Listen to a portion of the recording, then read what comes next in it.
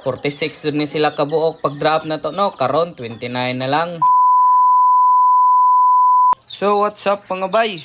Atong gamarong adlaw no kay magbalhin ta sa atong mga piso kay giatake na po sa atong mga amigo. Sa niagi na tong video no, nakita ninyo nga ato silang gibalhin dire. Kunya inigtan-aw ninyo daghan jud ni sila kaadyo. Pagbalhin na to no, naani sila sa mga 46 kabuok. Pero karon mao na laman ni sila. Sa nakita ninyo no, gamay na laman jud sila na bilin. Kunya ang uban nagkalodja pagajod. Ug ani na no, ato na dun ning buhatan og aksyon kay murag mahurot dun ni sila ani ug di ni nato tagdon. So plano na no, ni silang ibalhin og butanganan para di na gud sila malabtan. Ay ming rasad no nga mo'y pag-harvest na to sa atong broiler, so bakante ni nga tangkal, so plano na to dire na to ibutang sila. Ug sa waylangan no ato yun ni silang ibalhin na kay murag delikado ning magdugay ngadto. Kay halos kada adlaw mungod sila mawad-an og kauban. Sukad sa pagpamuhi na to no, karon pa man pud ni sila nagmalditon ng atong mga amigo. Pero kita ra lamang gihapoy mo adjust kay di man ta ka control ba sige gutom pud sila. Nya no sa nakita ninyo mao na ni sila sa bag-o nilang butanganan. Medyo nabaguhan pa jud sila no, pero normal man na kay bag-o man silang gibalhin. So manghinaot ano nga wa na makuhaan nila para daghan-daghan gihapon atong ma-harvest pohon. So mo salaman to sa karon.